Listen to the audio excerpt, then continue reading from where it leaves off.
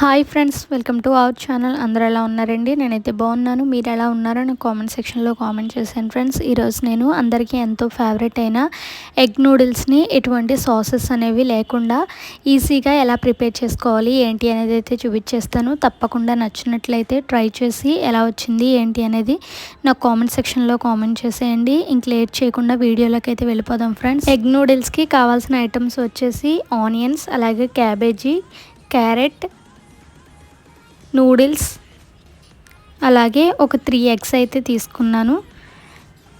ఇంకా నూడిల్స్ని అయితే కుక్ చేసుకుందాం ఫ్రెండ్స్. దానికోసం అయితే ఒక బౌల్ తీసుకొని అందులోకి వాటర్ అయితే పోసుకొని కొంచెం సాల్ట్ అనేది వేసుకోవాలి. ఆ తర్వాత అందులోకి ముందుగా మనం తీసుకున్న నూడిల్స్ని అయితే అందులో వేసేసుకొని ఒక 70% అయితే కుక్ చేసుకోవాలి.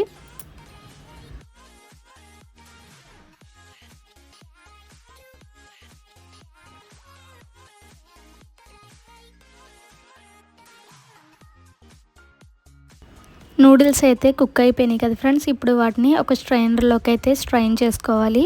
ఇలాంటి గిన్నెలోకి అయితే వేసేసుకొని పైన కొన్ని చల్లని నీళ్ళు అయితే వేసుకోవాలండి. ఇలా వేసుకోవడం వల్ల ఏంటంటే నూడిల్స్ అనేవి ఇంకా ఎక్కువగా కుక్ అవ్వకుండా అయితే ఉంటుంది. ఇంకా నూడిల్స్ అయితే ప్రిపేర్ చేసుకుందాం ఫ్రెండ్స్. దానికోసం అయితే గ్యాస్ ఆన్ చేసుకొని ఒక కడాయి పెట్టుకొని అందులోకి ఒక 2 టేబుల్ స్పూన్ ఆయిల్ అయితే వేసుకోవాలి. ఆయిల్ అనేది హీట్ అయ్యాక అందులోకి ఎగ్స్ని అయితే వేసేసుకొని కొంచెం ఫ్రై అయితే చేసుకోవాలి.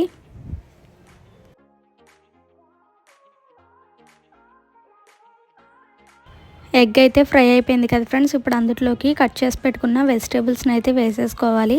వేసేసుకొని ఒక 2 మినిట్స్ పాటు అయితే లో ఫ్లేమ్లో పెట్టుకొని కుక్ చేసుకోవాలి. ఒక 2 మినిట్స్ ఆగాక అందులోకి ఒక రెమ్మ కరివేపాకు, అలాగే రుచికి సరిపడినంత సాల్ట్ కూడా అయితే వేసేసుకొని బాగా మిక్స్ చేసేసుకొని ఇంకొక 2 మినిట్స్ పాటు అయితే కుక్ చేసుకోవాలి.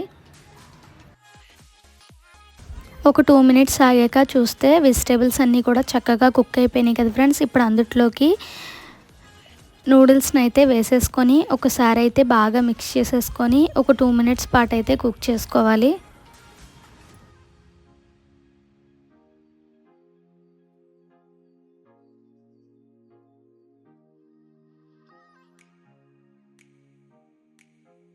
నూడిల్స్ అయితే చక్కగా కుక్ అయిపోయినాయి కదా ఫ్రెండ్స్. ఇప్పుడు అందులోకి ఒక స్పూన్ కారం, అలాగే ఒక స్పూన్ ధనియాల పొడి, ఒక స్పూన్ గరం మసాలా అయితే వేసేసుకొని ఒకసారి అయితే బాగా మిక్స్ చేసేసుకోవాలి.